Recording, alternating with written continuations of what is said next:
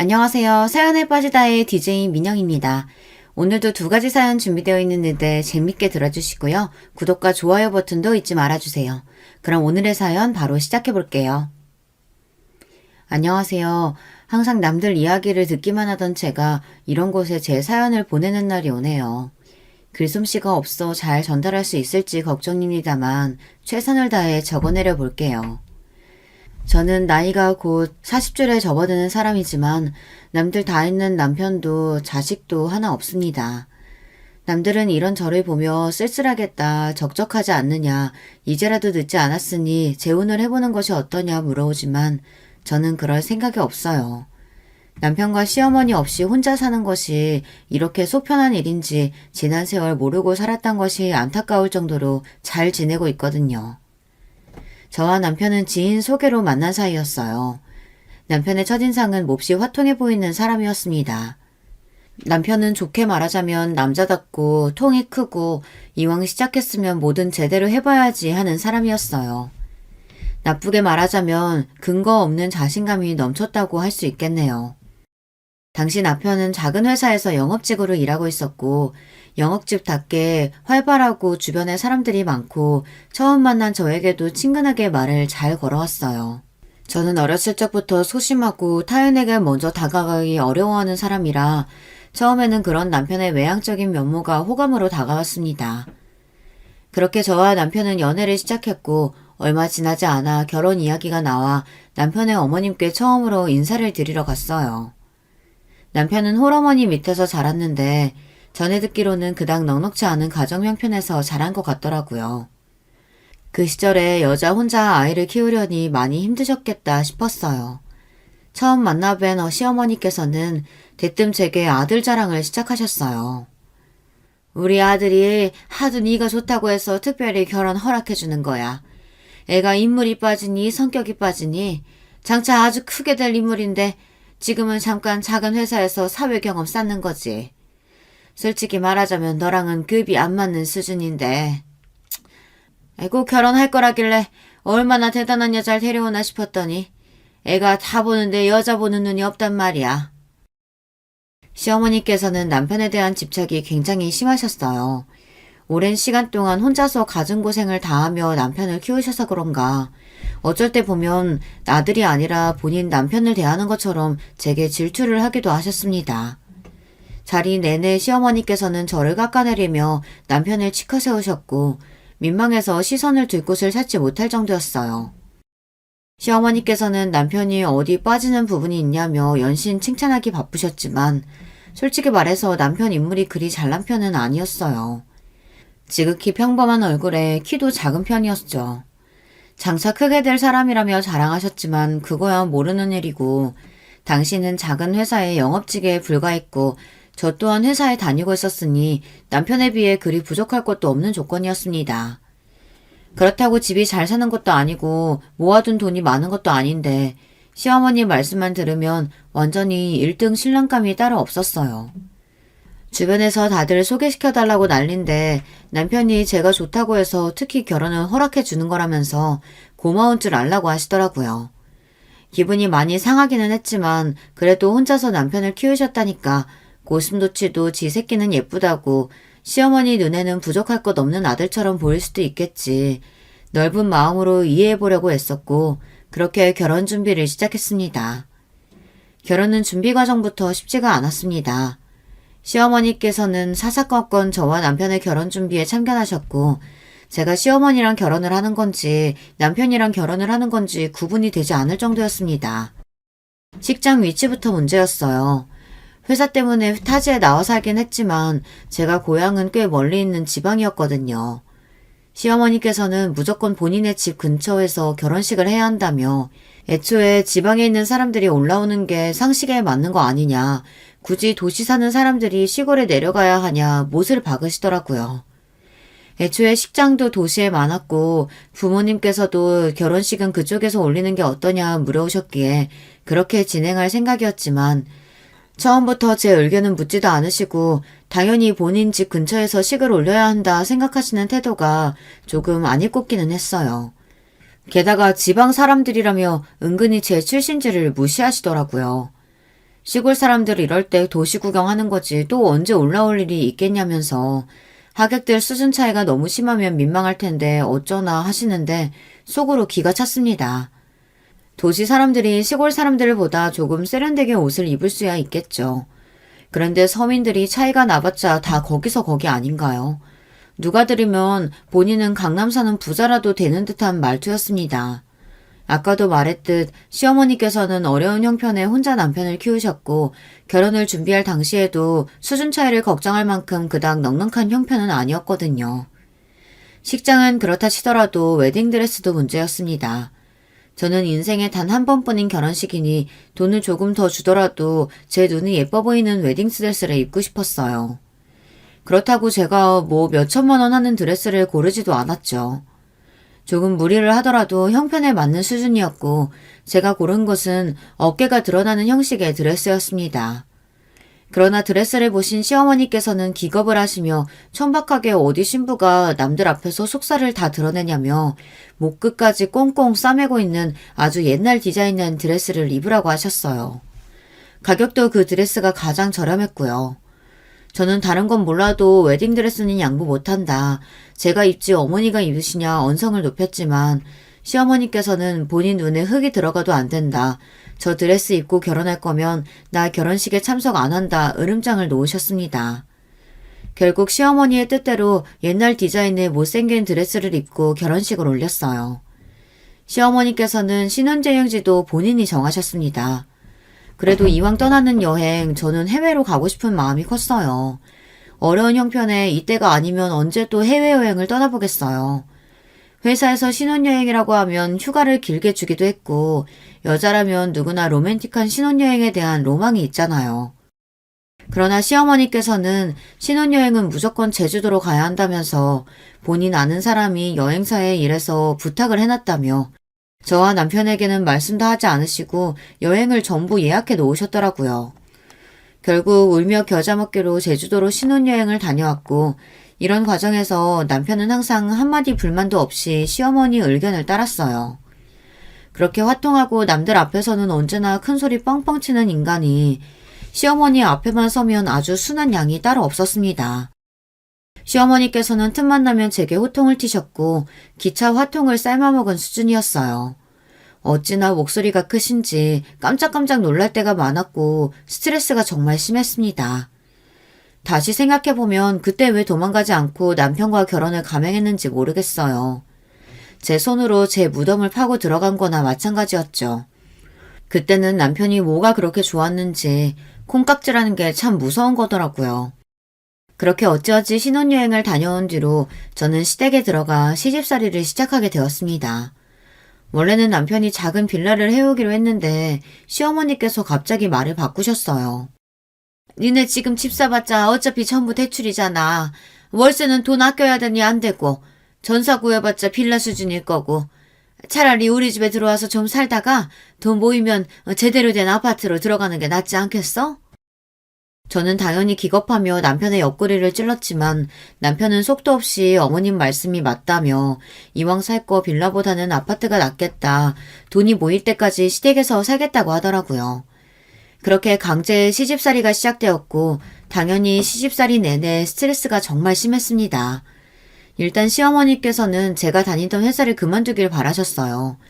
본인 아들은 누가 집에서 내조만 제대로 해주면 성공할 인물인데 지금까지 기회가 없어서 빛을 못 보고 있는 거라면서요. 집에서 얌전히 남편 뒷바라지할 여자 만났으면 앞날이 창창했을 텐데 저 같은 여자를 만나서 팔자를 다 망쳤다며 제가 듣는 앞에서 매일같이 투덜대셨어요. 남편이나 저나 회사 다니는 건 똑같은데 항상 저만 새벽부터 일어나 아침밥을 차렸고 빨래며 청소며 집안일은 전부 제 차지였어요. 시어머니께서는 하루 종일 집에 계시면서도 몸이 아프다며 손가락 하나 꼼짝하지 않으셨고 결국 참다 못한 제가 남편에게 왜 맞벌이를 하는데 나한테만 집안일을 다 떠맡기냐 따지자 남편은 본인은 태어나서 집안일을 한 번도 해본 적이 없다며 그런 일은 원래 여자들이 하는 거 아니냐 어렸을 적부터 어머니께서 모든 것을 다 해주셨기에 당연히 그런 줄로만 알았다고 답하더라고요. 참 기가 찼습니다. 요즘 세상에도 이런 왕자님이 다 있구나 싶었어요. 결혼하기 전에 진작 알아봤어야 하는 건데 그때부터 내가 결혼을 잘못했구나 싶긴 하더라고요. 우리 어머니 그동안 나 키우시느라 고생도 많이 하셨고 몸도 아프신데 그러지 말고 네가 집안일 좀 해줘. 저 나이 드시고 요리하고 빨래하고 살림하시는 건 무리잖아. 그래, 100번 양보해서 시어머니께서 살림 안 하시는 건 그렇다 치자. 근데 당신은 뭔데? 그렇게 어머니가 안쓰럽고 죄송스러우면 네가 잘 모셔야지. 왜 효도를 나한테 시켜? 집안일에 여자고 남자고가 어딨어. 뭐 나는 하녀고 당신은 왕자님이라도 된다는 거야, 뭐야? 더 이상은 못 참겠으니까 내일 아침밥은 당신이 차려. 그렇게 다음날 아침밥은 결혼 후 처음으로 남편이 차리게 되었어요. 반찬은 인스턴트 햄과 전자레인지에 데우기만 하면 되는 국뿐이었지만 시어머니께서는 노발대발하시며 어디 남자가 주방에 들어와 요리를 하냐며 너는 부인이라는 애가 정신이 있냐 없냐 저를 질책하셨습니다. 남자가 주방에 드나들면 될 일도 안 된다. 남자 역할이 있고 여자 역할이 있는 건데 얌전히 회사 그만두고 집에서 살림이나 하고 남편 뒷바라지나 할 것이지 어디 하늘 같은 남편에게 네 밥을 차리게 만드냐며 언성을 높이시더라고요. 듣자 하니 너무 억울하고 화가 나서 그렇게 소중한 아들이면 앞으로 어머님께서 아침 차려주시라고 저는 도저히 못하겠다 소리를 빽 지르고는 먼저 출근을 했습니다. 다음날부터 시어머니께서 남편 아침밥을 차려주게 되었고 당연히 제 아침은 준비해주지 않으시더라고요. 애초에 아침밥을 꼬박꼬박 챙겨 먹는 편이 아니었기에 큰 문제는 없었지만 사람이 참 쪼잔하고 좀스럽게 군다 싶었어요. 아침밥 문제는 해결됐지만 그래도 여전히 빨래와 청소 등 남은 집안일은 전부 제 몫이었습니다. 남편은 집안일은 할 줄 모르고 할 생각이 없어 보였고 시어머니께서는 진짜인지는 모르겠지만 몸이 아프시다고 하니 별 수 없었어요. 회사를 다니면서 집안일도 전부 하려니 점점 몸이 지치고 너무 힘들더라고요. 결국 얼마 지나지 않아 회사를 그만두게 되었습니다. 시어머니께서는 제 퇴사 소식에 몹시 기뻐하셨어요. 진작부터 그만두고 집에서 남편 내조나 했어야지. 능력도 안 되는 애가 분수에 안 맞게 남편과 맞먹으려 하니 문제였다며 이제부터라도 정신 차리고 살림 제대로 하라 속을 긁어놓으시더라고요. 회사를 그만두니 시어머니의 구박은 더 본격적이 되었습니다. 제가 조금만 말대꾸를 하면 우리 아들이 벌어온 돈으로 먹고 살면서 어디서 큰 소리를 내냐며 호통을 치셨고 어머니께서 회사 그만두라고 하셨잖아요. 제가 얹혀 살고 싶어서 얹혀 사나요? 회사 다니면서 살림까지 하려니까 너무 힘들어서 그런 거잖아요. 따지고 들면 네가 살림을 얼마나 잘하면 잘했다고 큰 소리냐. 다른 여자들은 회사 다니면서 집안일도 잘하고 내조도 잘만 하더라. 어디서 엄살이냐 언성을 높이셨습니다. 그럼 이제라도 다시 회사 다니겠다. 이런 취급 받으면서 도저히 집에 못 있겠다 하니 어딜 나가려 하냐며 집에서 얌전히 살림하고 내조나 하라고 하시더라고요. 도대체 어느 장단에 맞춰서 춤을 추라는 건지 모를 지경이었습니다. 그 즈음부터 시어머니께서는 제게 아이를 낳아야 한다며 결혼한 지가 한참인데 왜 임신 소식이 없냐 저를 닥달하시기 시작하셨어요. 그러면서 시어머니께서는 무조건 아들을 낳아야 한다며 각종 미신들을 어디서 주워 듣고 오셔서는 저와 남편에게 강요하셨어요. 아침에 눈 뜨자마자 관계를 가져야 한다. 바나나를 많이 먹어야 한다더라. 몸이 차야 한다더라 하면서요. 추워 죽겠는데 집에 난방도 틀지 못하게 하셨고 본인만 전기장판을 틀어놓고 따뜻하게 주무셨어요. 물론 이번에는 남편도 고생이긴 했지만 스트레스가 나뉜다고 사라지지는 않잖아요. 오히려 2배가 될 뿐이었죠. 오랫동안 임신이 되지 않아 남편도 네 몸에 문제 있는 거 아니냐며 저를 탓하기 시작했고 시어머니께서는 살림도 제대로 못하고 돈도 못 벌어오는데 애까지 못 가진다며 아주 쓸모없는 년이라 저를 욕하셨어요. 애를 가지려면 며칠 참았다가 그 기운 모아서 관계 가져야 된다니까? 내가 그 방법으로 둘째 한 번에 임신했잖아. 새댁은 아직 젊으니까 곧 애 들어설 거야. 너무 걱정하지 말고 마음 편하게 가져.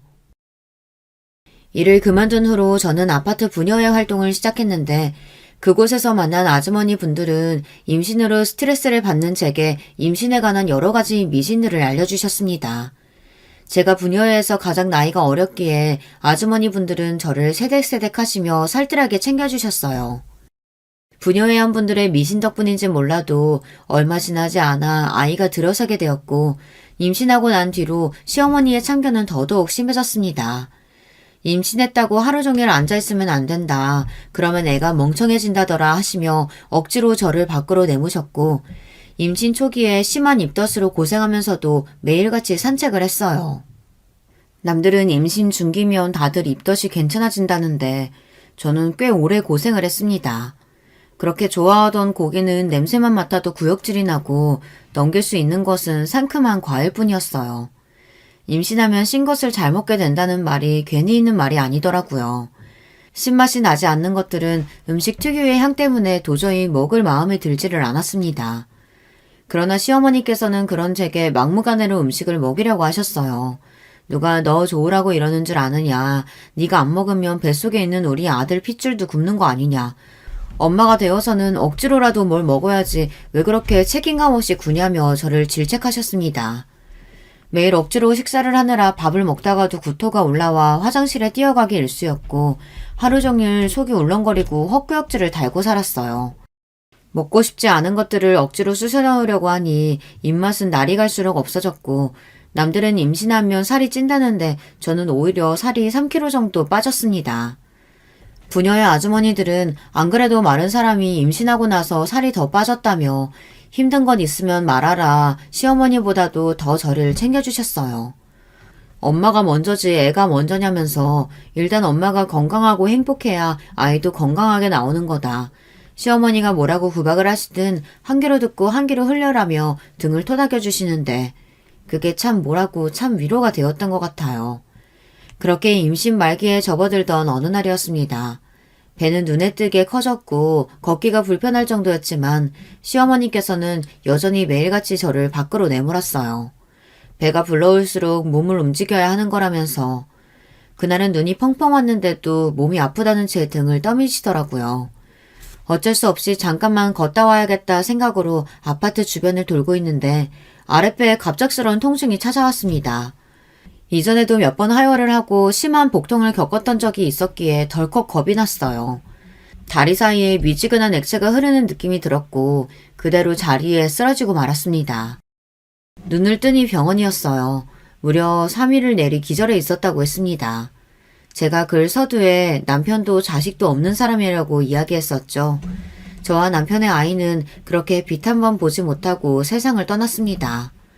아파트 산책로에 쓰러져 있던 저를 발견해 병원으로 데려다 주신 분은 다름 아닌 옆집 아주머니였어요. 아주머니께서는 부녀회장으로 평소에도 저를 잘 챙겨주시던 분이었습니다. 어느 정도 몸을 회복하고 감사 인사를 드리러 가자 아주머니께서는 당연히 해야 할 일을 한 것뿐이라며 몸은 좀 괜찮냐고 물어보시더라고요. 알고 보니 아주머니께서도 젊은 시절 유산을 경험했던 경험이 있으시다고 했습니다. 아주머니께서는 남편분과 둘이서 지내고 계셨는데 유산을 겪은 후 아들 한 명을 낳았지만 아들이 7살 때 교통사고로 세상을 떠났다고 했어요. 그 뒤로 아이를 낳지 않고 남편분과 둘이서 살아왔고 지금은 아이들을 잃은 상처가 깊게 남아있다고 하셨습니다. 그래서 누구보다 세댁의 아픔을 잘 알고 있다며 유산과 출산은 후유증이 크게 다르지 않다. 세댁은 배도 많이 부른 상태에서 아이를 잃었기에 더더욱 후유증이 심할 거다. 배가 안 고파도 뭐라도 챙겨 먹고 긍정적으로 생각해야 한다. 저에게 피가 되고 살이 되는 충고들을 해주셨고 무엇보다 중요한 것은 아이를 잃은 것이 절대 제 탓이 아니라는 사실이라고 하셨습니다. 아주머니께서는 유산을 하셨을 때 몹시 심하게 자책을 하셨다고 합니다. 주변 사람들도 안타깝다고 하면서도 그렇게 몸가짐을 좀 조심히 하지 네가 뭔가 잘못을 해서 아이를 잃은 것 아니냐 은근히 아주머니 탓을 했고 덕분에 아주 오랫동안 아이를 떠나보내지 못하고 두 번째 임신을 하기까지 긴 시간이 필요했다고 하더라고요. 아주머니께서는 유산은 엄마의 잘못 때문에 일어나는 일이 아니라며 주변에서 누가 뭐라고 하든 스스로를 깎아내릴 필요 없다. 몸조리 잘해라 저를 위로해 주셨습니다. 그렇지 않아도 아이를 잃은 뒤로 시어머니께서는 제게 도대체 몸 관리를 어떻게 했으면 다 커가던 애한테 문제가 생기냐며 도대체 너란 애는 쓸모가 뭐냐며 구박을 하셨고 남편과의 사이도 많이 소원해진 차였어요. 애써 멀쩡한 척 하고 있었지만 속이 썩어 문드러가고 있었고 이런 제 마음을 다 알고 있었다는 듯 위로의 말을 건네주시는 아주머니 앞에서 한참을 울었던 기억이 납니다. 그 뒤로 아주머니께서는 제게 맛있는 음식을 가져다 주시기도 하고 좋은 물건이 생기면 나눠주시기도 하면서 저를 많이 챙겨주셨어요. 덕분에 유산의 상처를 잘 극복해낼 수 있었던 것 같아요. 만약 아주머니가 계시지 않았다면 매일같이 저를 구박하는 시어머니와 저를 없는 사람 취급하는 남편 사이에서 제정신으로 지내기 힘들었을 거예요. 남편은 유산 후로 저를 대하기 어려워하더니 점점 제게 말도 섞지 않고 사이가 멀어지기만 했습니다. 저 또한 아이를 잃은 것을 전부 제 탓으로 돌리는 남편이 원망스럽기에 먼저 다가갈 생각은 들지 않았어요. 그렇게 무얼 위해 사는지 모를 시간들이 지나가던 어느 날이었습니다.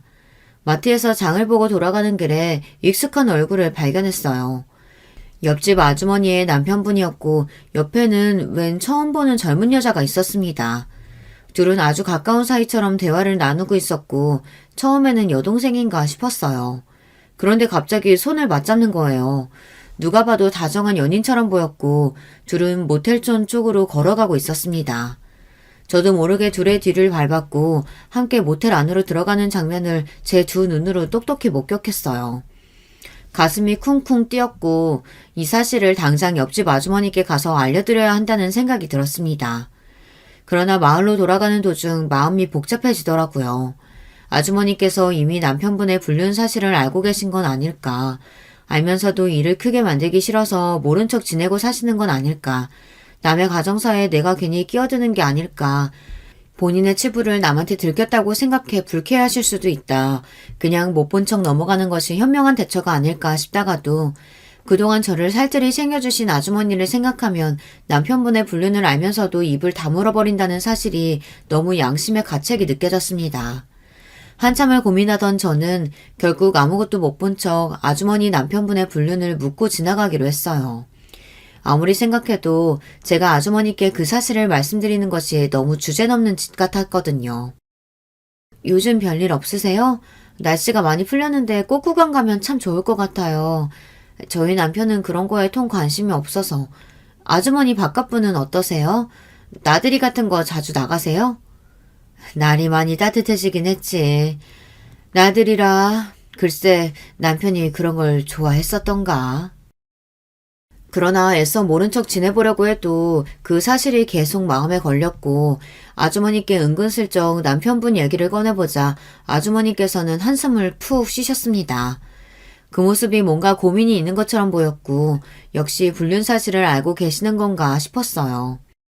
그러나 제 쪽에서 먼저 불륜 이야기를 꺼낼 수는 없었고 아주머니께서도 제게 고민을 말씀해 주실 생각은 없어 보였어요. 역시 아무래도 남에게 이런 이야기를 쉽게 꺼낼 수는 없겠지 싶어 다른 이야기로 화제를 돌리려고 했는데 아주머니께서 갑자기 입을 여셨어요. 세댁, 이 이야기 아무한테도 하지 마. 내가 진짜 세댁 믿어서 이야기하는 거야. 실은 우리 남편이 바람을 피우고 있는 것 같아. 아주머니께서는 남편분이 얼마 전부터 약속도 많아지고 휴대전화를 숨기기 시작했다며 생전 그런 적 없는 사람이 약속 나갈 때 멋도 부리고 얼마 전에는 향수까지 샀더라. 아무리 생각해도 여자가 생긴 것 같은데 심증만 있고 물증이 없다. 하루 종일 그 생각만 나고 머릿속이 복잡하다. 요즘 잠도 못 자고 너무 괴롭다며 속마음을 털어놓으셨습니다.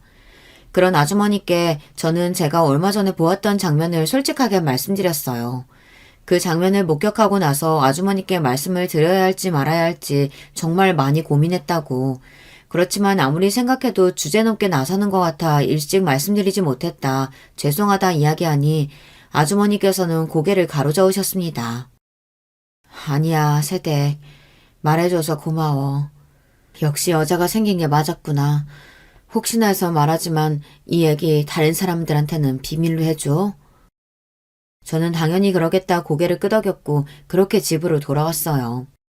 오랜 시간 알터니가 빠진 것처럼 속이 시원하긴 했지만 한편으로는 옆집 아주머니가 걱정되기도 했습니다. 자식 하나 없이 서로만 바라오며 살아오셨던 부부 사이인데 제 앞에서는 덤덤한 척 하셨지만 속으로는 얼마나 피눈물이 나셨겠어요. 아주머니께서는 그 뒤로 이혼 소송을 진행하셨고 남편의 불륜이 인정되어 꽤 큰 금액의 위자료를 받고 이혼을 하셨습니다. 남편분께서 부동산 쪽을 일을 하셨거든요. 벌이가 어느 정도 있는 사람이었죠. 그러나 위자료 금액이 뭐가 그렇게 중요하겠어요. 아주머니의 마음속에는 씻을 수 없는 상처가 남게 되었을 텐데요. 아들이 그렇게 세상을 떠나고 난 후부터 우리 사이는 점점 소원해져 갔어. 내가 애써 그걸 무시하고 있었을 뿐이지. 아닐 거라고 믿으며 현실을 부정하려고 했던 거야. 다른 여자 좋다고 바람난 놈 뭐가 아쉽다고 울고 앉아 있겠어. 돈도 많이 받았겠다. 나도 젊은 놈으로 하나 새로 구해야지. 아주머니께서는 아무렇지도 않은 척 화통하게 말씀하셨지만 저는 그 안에 숨어있는 슬픔과 상처를 볼 수 있었습니다. 아주머니께서는 저희 친정어머니와 성격이 참 비슷하셨거든요. 저희 어머니는 시장에서 반찬 가게를 하시는 분이었고 장사하는 사람들이 다 그렇듯 성격이 걸걸하신 편이었어요. 목소리 크고 남들 앞에서 기죽지 않고 능청스럽고 뻔뻔하게 손님들한테 말도 붙이시고요. 항상 본인보다 주변 사람들을 먼저 챙기시는 분이었고 다정하고 친절한 성격은 아니었지만 어머니 주변에는 언제나 사람들로 붐볐어요. 옆집 아주머니께서도 얼핏 보면 툭툭 쏘는 말투에 까칠하다 느껴질 수 있는 성격이었지만 본인 사람들은 살뜰하게 잘 챙겨주시는 분이었고 어딜 가나 모임의 중심이 되시는 분이었습니다. 부녀회장 자리도 본인이 원하시기보다는 남들이 원해서 맡게 되었다고 하시더라고요. 남들이 보기에는 언제나 씩씩하고 혼자서도 아무 문제 없이 험한 일들을 잘 헤쳐나갈 만한 사람으로 느껴지겠지만 알고 보면 속은 참 여린 분이었어요. 저는 그런 아주머니께 괜찮으신 척해도 힘드신 거 다 안다. 평생을 믿고 산 남편에게 배신당한 거나 마찬가지인데 어떻게 속에서 열불이 안 나겠냐. 우리 어머니께서도 아주머니랑 참 비슷하신 분이셨다. 언제나 제 앞에서 강한 모습만 보이셨기에 어머니는 울 줄도 모르는 줄 알았다. 그런데 제 결혼식에서 소녀처럼 펑펑 우시더라. 제 앞에서는 편하게 계셔도 괜찮다 말씀드리자 아주머니께서는 거짓말처럼 눈물을 쏟아내셨어요. 그 모습을 보니 저희 어머니가 많이 생각나더라고요. 그렇게 한참을 아주머니를 위로해드렸습니다. 그 일이 있은 뒤로 저와 아주머니 사이는 전보다 훨씬 더 돈독해졌어요. 그즘 저희 남편은 멀쩡히 다니던 회사를 그만두고 갑자기 사업을 하겠다고 설치기 시작했어요. 제가 무슨 사업이냐며 자본금은 있냐, 무슨 장사를 할 거냐 염려 가득한 목소리를 묻자 남편은 넌 뭣도 모르면서 바로 초부터 치려고 하냐며 짜증을 내더라고요. 알고 지내던 친한 친구가 정말 좋은 사업 아이템이 있다고 소개시켜 주었고 남편이 보기에도 꽤 괜찮은 물건인 것 같아 이참에 회사를 때려치우고 사업에 뛰어들어 보겠다며 큰 소리를 떵떵 쳤습니다. 시어머니께서는 애초에 너는 그런 작은 회사에 만족할 만한 인물이 아니었다며 진작 회사를 나와 사업을 했어야 했다. 집에 여자가 잘 들어왔으면 예전부터 잘 풀렸을 일인데 저 때문에 앞길이 막혔다가 이제야 뭔가 풀리려고 하나 보다며 남편의 등을 떠밀었어요. 결국 남편은 회사를 그만두고 본격적으로 사업을 벌이기 시작했습니다. 남편이 소개받은 사업 아이템은 다름 아닌 다이어트 식품 소화 효소였어요. 저는 잘 모르지만 무슨 식약청이며 FDA에서 승인을 받았다며 시중에 널려있는 저가의 물품들과는 차원이 다른 상품이라며 무조건 잘 팔릴 수밖에 없다 자신만만해 하더라고요. 솔직히 제가 보기에는 다른 제품들이랑 뭐가 그렇게 다른가 싶었지만 남편은 두고 보라며 큰소리였고 아파트 앞에 간이 상담소를 차려서 아파트 주부들을 대상으로 먼저 기반을 다지겠다고 했습니다. 원래 주부들이란 다이어트와 할인에 사족을 못 쓰는 법이라며 오픈 기념으로 우리 아파트에 사는 사람들에게만 특별 할인가로 판매한다고 하면 아마 장사가 잘 될 거라고 하더라고요. 그렇게 계획대로 사업을 시작하려는데 제가 염려했던 부분에서 일이 터졌습니다. 1차 물량을 떼오려는데 생각보다 돈이 많이 들었어요. 남편은 지난 세월 모아왔던 돈을 전부 털었지만 그래도 한참이 모자랐습니다. 돈도 없으면서 무슨 사업을 시작하겠다고 설쳤냐. 성공할지 실패할지 모르니 처음에는 조금 규모를 작게 시작하자. 이렇게 무턱대고 물건을 많이 사들여놨다가 하나도 팔리지 않으면 어떡할 거냐 남편을 타박했고 남편은 그런 제게 언성을 높였습니다. 아니 우리 아파트에 사는 주부들만 해도 몇 명인데 이 정도는 당연히 해야 하는 거 아니야? 시작은 이 아파트지만 앞으로 점점 범위를 넓혀서 나중에는 전국적으로 유통시켜서 팔 건데 쥐꼬리만큼으로 시작해서 어느 세월에 성장해. 그러지 말고 네가 장모님한테 말 좀 해주라. 장모님 반찬 가게 장사 잘 되잖아. 어느 정도 투자할 만한 돈은 있으실 거 아니야. 남편의 말에 저는 몹시 당황해하며 내 돈도 아니고 우리 어머니 돈을 어떻게 함부로 투자하라고 하냐. 당신은 뭘 믿고 그렇게 큰 돈을 내주겠냐 답했어요. 그런 제게 남편은 무조건 성공할 거라며 사업이 실패하더라도 원금은 꼭 돌려줄 테니 이번 한 번만 믿고 도와달라 사정사정을 하더라고요. 유산 후 대면대면하게 지내왔던 남편이 오랜만에 제 손을 꼭 잡으며 부탁해오는 모습에 마음이 약해졌어요. 결국 별로 내키지는 않았지만 어머니께 연락을 드려 자본금을 빌려왔습니다. 마침 어머니께서 가게 확장을 위해 모아놓으신 돈이 조금 있었고 사업이 망한다고 해도 원금은 보장해준다니까 어느 정도 아니란 마음도 있었죠. 그렇게 남편은 야심차게 사업을 시작했고 간이 상담소에서 하루 종일 아파트 주부들을 상대로 물건을 팔았어요. 폭삭 망하지 않을까 걱정했던 제 예상과는 다르게 생각보다 상담소는 손님들로 붐볐어요. 며칠이 지나자 완전히 문전성시였습니다. 시중에 판매되는 효소들보다 꽤나 비싼 가격이었는데도 오픈 기념으로 아파트 사람들에게만 싸게 판다고 하니 입소문이 나서 너도 나도 사러 오는 것 같았어요. 생각보다 훨씬 일찍 준비했던 1차 물량이 모두 팔렸고 남편은 이럴 줄 알았다며 2차 주문을 넣고 상담소를 주변의 다른 아파트까지 늘리겠다고 했습니다. 시어머니께서는 이제야 뭔가 좀 제대로 풀리려나 보다 하고 몹시 기뻐하셨지만 저는 걱정이 먼저 들었어요. 너무 급하게 규모를 늘리려 하는 게 아니냐며 조금 더 천천히 두고 고민을 해보라 말했지만 시어머니께서는 초치는 소리 한다며 그렇지 않아도 지금까지 저 때문에 남편 일이 안 풀렸던 건데 나서지 말고 가만히 있으라 윽박을 지르셨습니다. 결국 그렇게 2차 주문까지 완료했고 주변 아파트에도 입소문이 난 건지 2차 주문까지 빠른 시간 안에 완판이 되었어요. 남편은 이제 임시 상담소 말고 근처 상가에 제대로 된 사무실을 마련하겠다 말했고 2번의 성공이 있긴 했지만 저는 여전히 불안한 마음이 컸습니다. 그냥 물건 떼와서 적당히 파는 것과 제대로 사무실 차려서 사업하는 건 다른 일이라고 법인이며 이것저것 제대로 알아보고 하는 거냐 남편에게 묻자 남편은 몹시 짜증을 내면서 그만 좀 나서라 집에서 살림만 하는 애가 도대체 뭘 한다고 자꾸 참견이냐 화를 냈습니다. 당신 사업 어떻게 시작했는지 잊었어? 우리 친정에서 자본금 투자해준 거잖아. 투자자로서 이 정도 얘기는 할 수 있는 거 아니야? 겨우 그 코딱지만한 돈 가지고 그렇게 유세냐? 앞으로 사업 승승장구해서 잘 될 일만 남았는데 왜 자꾸 딴지 걸고 초를 치려들어?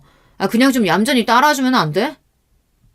빌려갈 땐 설설 기면서 비위 맞추느라 바쁘더니 화장실 들어갈 때 다르고 나올 때 다르다는 말이 딱 맞더라고요.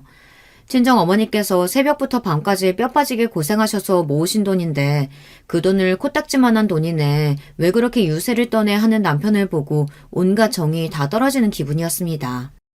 솔직히 말해서 제 눈에 남편의 사업의 성공은 전부 초심자의 운 같았어요. 곧 여름이 다가올 시기라 다들 다이어트에 관심이 많아질 때였고 오픈 기념으로 싼 값에 판매한다고 하니 너도 나도 달려들어 제대로 알아보지도 않고 제품을 구매한 거였겠죠. 나중에 오픈 행사가 끝나도 지금처럼 장사가 잘 될 것 같냐. 동네 장사랑 전국구 장사랑은 다른 거다. 내가 그래도 당신보다 장사는 좀 더 안다. 우리 어머니께서도 가게 규모 몇 번 늘리려다가 실패하시고 이제야 다시 도전하시는 거다. 장사가 그렇게 쉬운 일이 아니다. 남편에게 쓴소리를 쏟아냈지만 남편은 모두 한 귀를 듣고 한 귀를 흘리는 것 같았습니다. 남편은 겨우 반찬가게 장사랑 내가 하는 사업이 비교나 되겠냐며 원래 남자가 한번 칼을 뽑았으면 무라도 썰어야 하는 법이라고 암탉이 울면 집이 망한다고 했다. 내가 알아서 잘할 테니 제발 참견 그만하고 나서지 말라 못을 박았습니다. 그렇게 남편은 상가 건물 계약을 했고 어디서 돈이 났냐 물어보니 그건 알아서 뭐하게 묻더라고요. 설마 대출이라도 받았냐 했더니 남편은 원래 사업에는 어느 정도 모험이 필요한 법이라고 흐름을 탔을 때 제대로 판을 벌려야지 너처럼 소심하게 고민하다가는 때를 놓치는 거다 기고만장하게 굴었습니다. 시어머니께서도 남편 말이 다 맞다며 제가 뭘 알겠냐 이래서 결혼을 반대했던 거다. 쟤 때문에 잘 될 일도 다 안 풀린다느니 재수가 없다느니 전과는 비교도 되지 않은 막말을 쏟아내셨어요. 예전 같았으면 저도 참지 않고 맞받아치며 싸웠을 테지만 아이를 잃은 후로 저는 더 이상 그럴 만한 기력도 의지도 없었고 그래 다 내 잘못이겠거니 허탈한 마음으로 입을 다물게 되었습니다. 세댁, 혹시 남편이랑 무슨 일 있어? 세댁 남편 저번 주말에 식당에서 어떤 여자랑 단둘이 밥 먹고 있던데 분위기가 심상치가 않더라고. 내가 고민하다가 말해주는 거야. 그러던 어느 날이었어요. 부녀의 모임 자리에서 한 아주머니가 제게 기니 할 말이 있다며 저를 따로 불러내셨고 저번 주말에 번화가에 있는 식당에서 남편과 낯선 여자가 함께 식사하는 모습을 봤다는 이야기였습니다. 너무나 놀랐지만 애써 아무렇지도 않은 척 말해주셔서 감사하다며 남편과 이야기해보겠다고 돌아섰고 머릿속에서는 온갖 생각이 들었어요. 남편이 바람을 피고 있나? 서로 사이가 소원해진 지 오래되기는 했지만 설마 다른 여자가 생겼을 거라는 생각은 해본 적이 없었는데 게다가 요즘 사업한다고 바쁜 사람이 여자 만날 시간이 어디 있겠어. 사업 도와주시는 분이겠지. 아무리 좋은 쪽으로 생각하려고 해도 쉽게 되지 않았고 결국 그날 밤 저는 남편에게 낮에 전해 들은 이야기를 꺼냈어요. 당신 저번 주말에 식당에서 여자랑 단둘이 식사한 적 있냐면서요. 어떻게 알았어? 내 뒷조사라도 하고 다니는 거야? 뒷조사라니 내가 그런 걸 왜 해. 가만히 있어도 내 귀로 소식이 다 들려오는 걸. 그 여자 누구야? 진짜 바람이라도 난 거야? 무슨 바람은 바람이야. 입 조심해. 그냥 선 본 거야, 선. 뭐? 선을 봤다고? 어머니가 하도 성화하길래 그냥 한번 나가서 밥 한번 먹은 거라고. 네가 걱정할 만할 일 아무것도 없어. 너 울부증 아니냐? 다른 여자랑 밥 한 끼 했다고 남편을 이렇게 쥐잡듯이 잡아? 너란 여자 진짜 질린다 질려. 알고 보니 시어머니께서 남편에게 선자리를 주선하신 것이었어요. 정말 기가 막히고 코가 막힐 노릇 아닌가요? 멀쩡히 아내가 있는 유부남이 선을 보러 나간다니요. 그래놓고도 남편은 적반하장으로 저를 울부증으로 몰아가며 화를 냈습니다. 어머니가 하도 성하셔서 그냥 나가서 밥 한 끼 먹은 게 다라고 그 뒤로 만난 적도 없다면서요. 근데 이제 보니 만나서 잘해볼 걸 그랬다고 너 같은 여자 뭐가 좋다고 내가 계속 같이 살아야 할지 도무지 모르겠다며 제게 성을 냈습니다. 상대 여자는 을사 집안 딸이었고 저보다 나이도 훨씬 어리다고 했어요. 시어머니께서 어디서 그런 선상대를 구해오신 것인진 모르겠지만 생각할수록 어이가 없었습니다. 어머니, 정말 너무하신 거 아니에요? 제가 이렇게 멀쩡히 남편 곁에 있는데 선이라뇨. 상대 여자도 남편 유부남인 거 알고 나온 거예요? 그래, 알고 나왔다. 곧 이혼할 거라고 말했어. 실제로도 그렇게 될 거고. 넌 뭐가 그렇게 잘났다고 아까부터 시애미한테 눈을 똑바로 뜨고 따박따박 따지고 드냐? 막말로 네가 이 집에서 무슨 역할을 하고 있는데 살림을 잘하기를 해, 내조를 똑바로 하기를 해. 그렇다고 애기를 낳았어. 밥만 축내는 너 같은 년 앞으로도 데리고 살아줄 생각 없다. 앞으로 사업 잘 풀려서 잘 나갈 일만 남았는데 우리 아들도 수준에 맞는 여자를 만나야지. 군소리 말고 이혼 서류에 도장 찍어라. 제가 뭘 잘못했다고 이혼을 해야 돼요? 전 못해요. 억울해서라도 안 해요. 남편도 시어머니를 거들며 너하고는 사사건건 부딪히고 도저히 스트레스 받아서 못 살겠다며 이혼하지 않으면 어머니께서 투자하신 돈을 돌려주지 않겠다 으름장을 놓았고 사용증 하나 써주지 않고 쉽게 돈을 건네주었던 과거의 제가 몹시 후회스러웠어요. 남편은 구질구질하게 굴지 말고 굳이 서로 얼굴 붉히지 말자며 이혼만 해주면 원금 그대로 바로 돌려줄 테니 도장을 찍으라 독촉했고 결국 저는 그렇게 길었던 결혼 생활에 마침표를 찍게 되었습니다. 젊은 시절을 모두 보냈던 아파트를 떠나게 되니 마음이 참 허했어요. 이곳에 들어올 때까지만 해도 남편과 핑크빛 미래를 꿈꿨었는데 참 부질없는 세월이었구나 싶더라고요. 아파트를 떠나기 전 그동안 저를 챙겨주신 부녀의 아주머님들의 댁을 일일이 찾아다니며 인사를 드렸고 마지막으로 부녀 회장이신 옆집 아주머니 댁의 문을 두드렸습니다. 이혼을 하게 되었다는 제 말에 아주머니께서는 몹시 놀라시며 무슨 일이 있었느냐 물어오셨어요. 아주머니께 그동안 시어머니와 남편이 제게 쏟아냈던 막말들과 남편이 선을 보러 나갔다는 사실, 저희 친정에서 빌려준 돈을 빌미로 이혼을 협박했다는 사실들을 모두 말씀드리니 아주머니께서는 기가 차다는 듯 한숨을 내뱉으셨습니다. 세상에, 새댁 남편 그렇게 안 봤는데 진짜 안 될 사람이었네. 세상에 조강지 쳐버리고 잘 되는 놈 하나도 없는 법이야. 새댁, 걱정하지 마. 내가 복수해줄게. 네? 그게 무슨 말씀이세요? 마음은 감사한데 어떻게 복수를 하겠어요? 새댁이 저번에 남편 사업 시작했을 때 나한테 얘기했었잖아. 간이 상담소며 뭐며 아파트 주부들 상대로 물건 팔 거라고. 그래서 내가 부녀에 얘기 좀 해놨었어. 많이들 사달라고.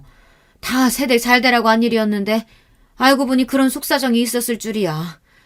새댁은 걱정하지 말고 투자한 돈이나 잘 받아내. 앞으로 쫄딱 망하게 해줄 테니까.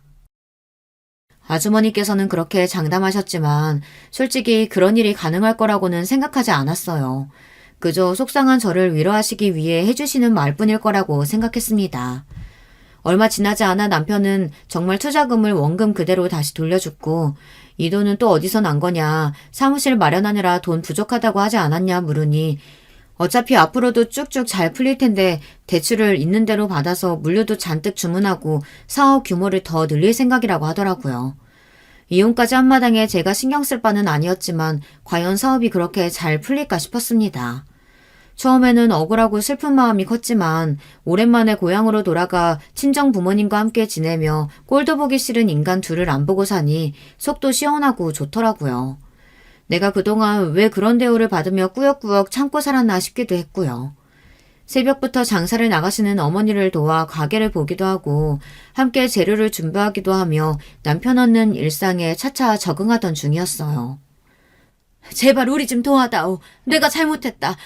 이러다가 네 남편 진짜 죽게 생겼어. 네? 어머니, 갑자기 그게 무슨 말씀이세요? 갑작스러운 시어머니의 전화에 어안이 벙벙했어요. 갑자기 남편이 죽게 생겼다니 무슨 일인가 싶었죠. 급하게 시댁에 찾아가니 남편은 대낮부터 술에 진탕 취해 뻗어 있었고 집안은 난장판이 되어 있었습니다. 도대체 이게 무슨 난리인가 싶어 시어머니께 무슨 일이 있었냐고 물어보니 요 며칠 동안 남편의 사업이 정말로 완전히 쫄딱 망했다고 하더라고요.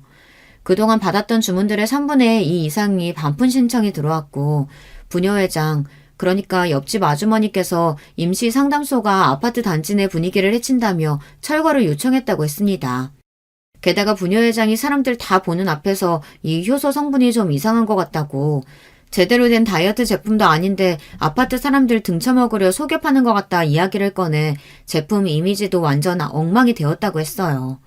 신규 주문도 전혀 들어오질 않았고 새로 신청한 물량은 이미 창고에 배달되어 쌓여 있는데 너무나 갑작스러운 일들에 남편은 해결 방법을 찾지 못하고 술독에 빠져 지냈던 것이었습니다. 남편은 술에 취해 집안 물건을 다 던지고 부수며 어머니 때문에 저와 이혼해서 이런 사단이 난 거라고 전부 다 어머니 때문이라 소리를 질렀다고 했습니다. 너 부녀회장이랑 꽤 가까운 사이였잖아. 그 여자가 갑자기 왜 그러는 거니? 설마 진짜 너랑 이혼했다고 우리한테 복수하는 거야? 이제야 사업 좀 제대로 풀리기 시작했는데 제발 이러지 마라. 네가 가서 그 여자한테 얘기 좀 잘 해줘. 제가 왜요? 제가 이 사업이랑 무슨 관련이 있다고요? 남편이나 어머니나 저랑 이제 아무 사이도 아니잖아요. 그래도 우리 같이 보낸 세월이 있잖니. 제발 도와주렴. 너 없으니까 집안 꼴도 엉망이고 내가 정말 잘못 생각했던 것 같다. 그렇게 매정하게 저를 쫓아낼 때는 언제고 상황이 변하니 180도로 달라진 태도로 도와달라 돌아오라 매달리는 시어머니를 보니 참 기가 차더라고요. 여자 하나 잘못 들여서 집 망했다고 하실 땐 언제고 이제 와서 이러세요? 전 다시는 남편하고 재결합할 생각 없어요. 남편 사업이 망하든 말든 제 알 바 아니니까 알아서 잘 해결해보세요. 그렇게 능력 있는 아들이 그런 문제 하나 해결 못하겠어요? 대낮부터 술에 취해서 드러누워있는 모습이 참 대견스럽기도 하네요. 다 어머니께서 잘못 키우신 거예요. 능력은 쥐뿔도 없는 사람이 뭐라도 된 것 마냥 키우셨으니 지가 잘난 줄 알고 깝치다가 빚더미에 오른 거죠. 다 자업자득이에요. 아무튼 저는 더 이상 이 사업에 관련되기도 싫고 신경 쓰기도 싫으니 다시는 연락하지 마세요. 그렇게 저는 시어머니를 뿌리치고 아파트를 빠져나왔습니다. 며칠 전 시댁에서 비참하게 쫓겨날 때와는 완전히 다른 기분이었어요. 이 모든 일들이 전부 다 아주머니 덕이었고 비싼 과일 세트를 사들고 얼마 뒤 아주머니 댁을 찾아갔습니다. 아주머니께서는 뭘 이런 걸 다 사왔냐며 원래 그런 나쁜 놈들은 벌을 받아야 하는 거다. 그리고 그 효소는 진짜 제대로 된 상품이 아니었다며 중국산 싸구려 제품을 패키지만 바꿔 유럽산으로 속여 팔았던 것이라고 하더라고요. 물론 남편도 속은 거였겠지만 어찌됐든 사람들은 남편 말만 믿고 물건을 샀으니 책임은 모두 남편에게 있었습니다. 얼마 지나지 않아 남편의 간이 상담소들은 모두 철거되었고 간판만 달려있는 남편의 상가 건물 사무실도 한참 동안 텅 비어있다가 결국은 안에 있던 가구들도 모두 치웠더라고요. 남편과 시어머니는 이사를 나갔다고 했고 아마도 더 좁고 작은 집으로 옮겨야 했던 거겠죠. 어마어마한 빚더미에 앉아 앞으로 삶이 막막할 테니까요. 그 일이 있은 뒤로 저는 아주머니와 둘도 없는 사이가 되었어요. 저나 아주머니나 둘 다 남편도 없고 자식도 없는 처지에 쿵짝이 아주 잘 맞아요. 둘이 함께 맛있는 것도 먹으러 다니고 좋은 것도 보러 다니며 잘 놀고 있습니다. 남편에게 유일하게 고마운 것 하나 있다면 아주머니를 만나게 해줬다는 점이에요. 어머니께서는 지금도 종종 손주를 못 보게 된 것을 섭섭해 하시긴 하지만 다시 결혼하라는 얘기는 절대 입에 올리시지 않습니다. 저도 이제 결혼이라면 완전히 학을 뗐어요. 새로운 남자를 만나고 싶지도 않고 남편과 함께 지냈던 그 시절도 전혀 그립지 않습니다. 누구의 간섭도 구박도 없이 저 혼자 원하는 대로 살아가고 있는 지금이 너무나 행복해요. 참 오랜 세월 동안 제 자신에게 미안한 짓을 하며 살아왔던 것 같아요. 조금 늦긴 했지만 이제라도 온전히 저를 위한 삶을 살아보고 싶습니다. 누구 부인, 누구 며느리가 아닌 제 이름 석자로 당당히 평생 살아갈 거예요. 여러분들도 언제나 남을 위한 삶이 아니라 스스로를 위한 삶을 사실 수 있기를 바랄게요. 제 사연 들어주신 모든 분들께 감사드립니다. 여러분, 두 번째 사연 시작하기 전에 좋아요, 구독 꼭 눌러주실 거죠? 그럼 두 번째 사연 바로 시작합니다. 안녕하세요. 매일마다 사연 전해주시느라 그리고 또 들으시느라 모두 재미있는 수고들 하십니다. 여태까지 그걸 누리기만 한 애청자로서 제 얘기를 보내는 것으로 그 값을 치러볼까 해요. 저는 결혼하고 나이가 꽤 먹을 대로 먹어서 손주 자식들도 본 여자고요. 남편이 저보다 5살 연상이었어요. 그리고 남편이 6남매 중에서 무려 막내였거든요. 2남 4녀 집안이었는데 참 신기하게 첫째와 막내만 아들이고 가운데 넷이 딸이라서 남편이 유독 어리광을 피우며 자라났다고 합니다. 뒤늦게 생각을 해본 것인데 그리하여 이 남자가 하도 독불장군이니까 다른 여자들이 결혼 안 하고 헤어졌던 것이 아닐까 싶더군요. 이렇게 실없는 가정도 나중에 해본 것일 뿐 당시에는 정신없이 살림 차리고 살았던 것 같아요. 저는 늘 빌빌거리고 살았던 집안의 핏줄로 태어났어요. 타고난 머리마저 총명하지 못했고 소일거리만 전전했던 제가 일찍 결혼을 한 것은 당시로는 최선의 선택이었죠. 지금 나이 꽤 잡수신 분들 중에서는 분명히 당시의 상황 때문에 결혼에 이르렀던 경우가 무척 많을 줄로 압니다. 제가 어렸을 적에 봐왔던 동네의 오빠 언니들이 거의 다 그랬거든요. 그래서 결혼 생활은 화목이 넘친다기보단 무덤덤한 느낌에 가까웠으나 저는 아내 역할에 최선을 다하고자 했고 남편 역시 자기 위치를 공고히 하려 노력했네요. 남편은 원래 부품 생산업체에서 일을 하던 사람이었는데 저와 결혼 후에 벌이를 늘이려 궁리를 하다가 지인과 의기투합하여 작은 공장을 차렸어요. 그런데 제가 거론을 드렸습니다만 남편이 독불장군 같은 면모가 강했거든요. 그러니 동업이라는 게 체질에 안 맞았을 거예요. 결국 남편이 독자 노선을 선언했고 그 후에 자기만의 공장을 차렸습니다. 이건 역시도 아주 아담한 규모일 수밖에 없었고요. 이후에 무리하게 규모를 확장하게 됐는데 그 계기는 잠시 후에 알려드리도록 할게요. 참고로 저는 부끄러운 대목이지만 남편의 공장 일에 대해 잘 몰랐어요. 물어본 적이 있었는데 그럴 때마다 핀잔만 들었거든요. 연희 아빠, 공장에 나가서 아침부터 밤까지 무슨 작업이란 걸 하는 거예요? 원래는 일하는 시간대가 그게 아니었는데 얼마 전부터 바뀌었잖아요. 대체 뭔 변화가 있었길래 일을 그리 오래 하는 건데요? 당신은 그런 거 몰라도 돼. 종 관심도 없다가 갑자기 그런 건 왜 궁금해? 집에서 애들이나 보면서 살림하고 당신 시댁한테나 더 잘할 궁리나 할 것이지. 그렇게 헛된 생각할 여유가 있거든. 동네 아줌마들하고 부업이나 시작해. 아니 나는 그냥 너무 궁금하니까 한 번쯤은 물어봐야겠다고 생각했을 뿐이에요. 그렇다면 알았어요. 전 참견하지 않을게요. 남편은 남자가 하는 일, 여자가 하는 일, 딱 이분법적으로 나누어서 생각하고 행동하는 사람이었고요. 아내인 저는 그저 바깥 일이나 세상 돌아가는 이야기에 관심 두지 말고 묵묵하게 내조만 하면서 얌전하게 살아야 한다고 여기는 사람이기도 했어요. 이런 부부가 딸 하나, 아들 하나 이렇게 남매를 낳고서 키웠어요. 저는 첫째 딸에게 늘 미안한 마음을 가지고 있었죠. 여러분께 저의 부끄러운 치부를 드러내는 셈이 되는 것을 털어놓아 보자면 저희 딸은 말이죠. 단지 아들이 아니라 딸이라는 이유로 시도 때도 없이 혼나본 적이 있는 아이였습니다. 지금도 그때를 생각하면 가슴이 미어지네요. 제가 너무 부족한 엄마였다는 사실이 참담해져요. 시댁에서 특히나 첫 출산을 아들 말고 딸로 해버렸다면서 저를 미친 듯이 구박하고 모진 막말들을 날려댔었기에 저도 거기에 길들여져 있었나 봐요. 기껏 우리 집안에 귀한 막내 아들을 내줬건만 네가 은혜를 이따위로 갚어? 아유, 손자가 아니라 손녀를 우리한테 안겨줄 용기가 나더냐?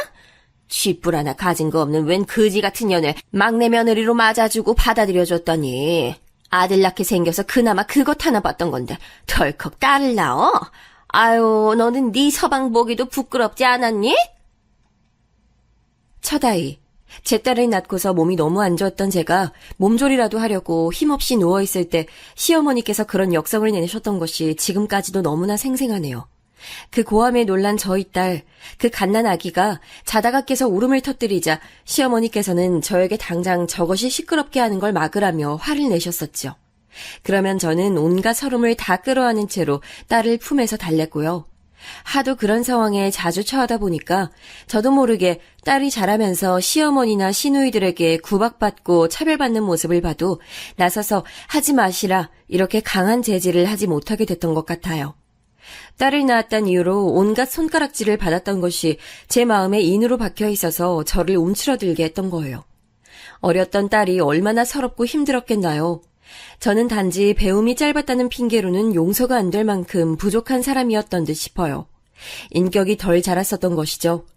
자기를 지켜주지 못하는 엄마가 딸 입장에선 얼마나 미웠을까요? 딸이 저 원망 많이 했어요. 당하고 사는 바보 같은 엄마라고요. 그런데 딸은 저보다도 자기 아빠를 훨씬 더 많이 원망하며 미워했어요. 나는 진짜 친가 사람들 다 싫어. 명절이고 집안 행사 때고 다 보기 싫어. 이제는 더 이상 안 그럴 거야. 아빠가 싫어서라도 그쪽과는 거리 두고 살 거야. 뭐라고? 이런 불효 자식을 봤나? 할아버지 할머니 두 분 다 건강이 안 좋으신 요즘인데 네가 그런 말이 나와? 딸 자식 키워봤자 소용없구나. 아빠는 그런 말씀 하시면 안 되지. 여태까지 아빠가 뭘 했는데? 나 어렸을 때 친가 사람들이 전부 다 나 미워하고 우습게 보고 무시하고 그럴 때 아빠 뭐 했냐고. 엄마가 할머니한테 나쁜 소리 듣고 온갖 고생할 때 아빠 모른 척 했잖아. 내가 그거 뻔히 다 아는데 어떻게 아빠를 원망 안 해? 그래서 남편이랑 딸은 사이가 안 좋았어요. 특히 딸이 사춘기를 지나면서부터는 아이의 부녀 사이가 단절될 정도였죠. 딸은 충분히 울분에 찰 만한 입장이었으나 남편은 그걸 이해하지 못했어요. 본인은 밖에 나가서 돈 벌어왔으니 그것으로 가장으로서 의무를 다한 거고 매사에 떳떳하다는 입장이었죠. 남편과 딸의 첨예한 대립은 그래서 융화가 될 수 없었습니다. 독불장군이었고 맨땅에 헤딩을 할지언정 자기가 틀렸다는 걸 인정하기 싫어하고 남의 말 수용하는 걸 못했던 남편. 그런 남자가 결혼 이후로 처음 괴로움에 머리를 감싸준 모습을 제가 보게 됐어요. 그것은 우리 부부가 막 살림을 합쳐 살게 됐을 적에 친분을 쌓았던 이웃 부부의 소식 때문이었죠. 저희 두 사람보다도 당시에는 사정이 궁핍했었거든요. 그런데 그 이웃 부부가 아파트를 사서 입주했더라고요. 그걸 듣고 남편이 놀라다 못해 절망한 거였죠. 게다가 그로부터 며칠 지나지 않았을 때 남편이 문득 어찌 살고 있나 궁금해진 고향 친구한테 연락을 해봤는데 비싼 신차를 뽑았다는 소식을 들은 거예요. 백날 열심히 해봐야 이렇게 해서는 돈을 못 버는구나. 내가 이렇게 살아서는 처참한 꼴을 영영 못 면하겠구나. 이대로는 안 되겠어. 죽이 되든 밥이 되든 뭐라도 해봐야지. 머리를 싸매고 괴로워하던 남편이 눈을 번뜩거리더니 저렇게 선언했어요. 남편의 작은 공장이 무리하게 규모를 확장했다고 좀 아까 말씀드렸죠? 바로 이런 일 때문에 그랬답니다. 자기보다 분명히 못했던 이들의 도약에 충격을 받아서요. 그리고 이건 역시 말씀드렸지만 제가 남편 공장 일에 대해 하나도 몰랐어요. 그래서 이때도 대체 뭘 어떻게 공장을 키운다는 것인지 전혀 알 수가 없었어요. 남의 돈 벌어주는 걸로는 절대 안 돼. 내 돈을 벌어야 돼. 내가 사장이고 내가 대표야. 연희 아빠, 갑자기 왜 이렇게 격양이 됐어요? 내가 잘은 모르겠지만 무슨 위험한 발상하고 있는 건 아니죠? 위험한 선택하기 전에는 나와 우리 애들도 생각해줘요. 혹시라도 공장 날아가면 우리는 다 어떡하라고. 모르면 말 얹지 마. 괜히 쓸데없는 노파심 부리지 말라고. 내가 누누이 말했지만 당신은 그냥 살림이나 잘하고 성현이 싸가지 없는 성격이나 고쳐놓고 집에서 인형 눈깔이나 붙여. 저는 남편의 일이 염려됐지만 으름장 한 번에 고개를 숙였었네요. 우리 부부는 그런대로 화목함을 유지하며 살았지만 서로에게 속내를 다 터놓고 사는 부부는 아니었어요. 솔직히 말씀드리자면 그때는 그러한 걸 의식조차 못했었네요. 남들도 다 이렇게 살겠거니 하는 생각뿐이었어요. 미묘한 단절이 존재했던 저희 가정. 남편은 공장의 규모를 키운 뒤 이막의 지평을 열었고 딸은 시집을 가서 외국으로 떠나버렸어요. 제가 일찍 결혼을 했기 때문에 괜히 딸은 결혼을 늦게 갔으면 하는 소망이 살짝 있었는데요. 결코 뜻대로 되지 않더군요. 사위는 동남아의 공장을 가동하고 있는 회사에 다니고 있었는데 저희 딸과 결혼 후에 현지로 발령을 받았어요. 몇 년이 지나고 이제 그곳에서 다른 일이 새로이 잡게 되는 바람에 귀국하지 않고 계속 타지 생활을 이어나가게 됐고요. 손주들도 외국살이를 한 거죠. 태어났을 때와 잠깐씩 한국에 들어왔을 때 말고는 외국에 있었으니 손주들에게는 모국이 오히려 낯선 실정이랍니다. 삶이 한 가지 형식만 있는 것도 아니고 일찍 결혼을 한다고 해도 모습이 천차만별일 수가 있는 거였구나. 외국에서 쭉 살아간다니 그런 건 생각도 못 해봤는데. 처음엔 딸의 선택에 많이 놀랐고 걱정으로 밤잠을 설칠 때가 많았으나 시간이 흐르면서 딸의 인생이 참 다채롭고 멋져 보인다는 것을 스스로 인정하게 됐네요. 첫째가 딸, 둘째가 아들이라 말씀을 드렸죠. 저의 든든하고도 튼튼한 가지가 아들이었음을 솔직하게 밝히는 바예요. 정말 가감없이 고백을 하건대 아들이 딸보다 더 귀했으며 더 아픈 손가락이었고 더 애달팠죠. 그러니까 제가 후에 딸을 향해 미안한 마음을 더욱 갖게 된 거예요. 저는 아들 바라기 엄마나 다름없었으니까요. 딸을 낳고 나서 겪었던 그 모진 수모들, 그렇기에 오매불망 기다렸던 아들이라는 존재, 지원해준 것 하나 없었으면서 늘 큰 소리만 쳤던 얄미운 시댁이라는 그 괴로움에서 저희 아들이 얼추 벗어나게 해줬죠. 얼마나 고맙고 대견하고 기특하고 보기만 해도 배가 불렀는지 몰라요. 눈에 넣어도 안 아프다는 말은 어린 아들을 바라볼 때 제가 매번 하고 싶은 말이었네요. 저희 아들 어렸을 때는 그래서 천진무구했어요. 마치 세상 물정 하나도 모르는 순수함의 결정체 같았고요. 그런데 자라면서 조금씩 변하더군요. 많이 차분해졌고 그러면서 한편으로는 학교 생활에 잘 녹아들지 못했어요. 저희 아들 사춘기 때 남편이 자주 혼냈어요. 아들 놈한테 우리가 거는 기대가 큰 건데 네가 지금 이러고 있을 때야? 정신 차려라 이놈 자식아. 네가 잘해야 우리 가족이 사는 거야. 모든 게 너한테 달렸는데 왜 그걸 몰라? 저희 아들은 사춘기 때 감수성이 유난히 예민했었는데 그걸 이해하지 못했던 남편이 자꾸만 소심한 모습 보이지 마라. 친구 하나 없이 다니는 건 찌질한 놈이나 하는 짓이다. 전교 10등 안에 들어야만 한다. 이런 요구를 하면서 윽박을 질렀었죠. 그게 아들은 부담이 됐고 스트레스를 크게 받았었나 봐요. 당시에는 생각을 못 해봤지만 딸은 자기 아빠를, 아들은 자기 엄마를 각각 타고난 성정에서 닮았던 것 같네요. 저는 아들의 태도가 이해갔지만 섬세하지도 용기가 있지도 못했기에 쓸모있는 도움을 줄 수가 없었고요. 아들은 커서 자기 아빠 공장에서 일하기 싫어했어요. 자립을 꿈꿨고 아빠라면 은근하게 질색을 했지요. 나는 아빠랑 일 못해요. 그럴 생각 한 번도 안 해봤고 제게 어떤 회유를 하신다고 해도 안 넘어갑니다. 제 살 길은 알아서 찾아갈 테니까요. 이런 배은망덕한 놈을 다 봤나? 아들이 일을 안 받으면 누가 일을 받으란 거야? 에라이 그래 다 때려치워! 남편이 그때 몹시 화를 냈고 아들하고도 사이가 틀어져 버렸죠. 지난 세월 눌러 담아온 분노와 스트레스가 있을 아들을 이해해줘야 한다고 제가 남편을 설득해봤지만 안 통했어요. 도리어 제가 화풀이 대상이 돼서 남편에게 찍소리도 못하고 지내야 했네요. 직장을 잡아서 지내던 아들이 새로 만나는 여자가 생겼다고 하더니 결혼하겠다고 그러더군요. 제가 얼마나 놀랐고 한편으론 서운했는지 몰라요. 벌써 결혼을 하겠다고? 난 우리 아들이 적어도 2-3살은 더 먹고 나서 장가 들겠다는 얘기 해올 줄 알았는데 네 누나야 후딱 시집 가버렸다지만 그건 벌써 몇 년 된 이야기고 요즘은 결혼들 늦게 하는 추세라잖니. 뉴스에서 맨날 떠드는 거 엄마도 봐서 알아. 남자들은 여자들보다도 통상 결혼 늦게 하는데 네가 덜컥 이렇게 나오니까 내 심장이 벌렁거리네. 아직 기반도 안 잡혔으면서 꼭 서둘러야겠니?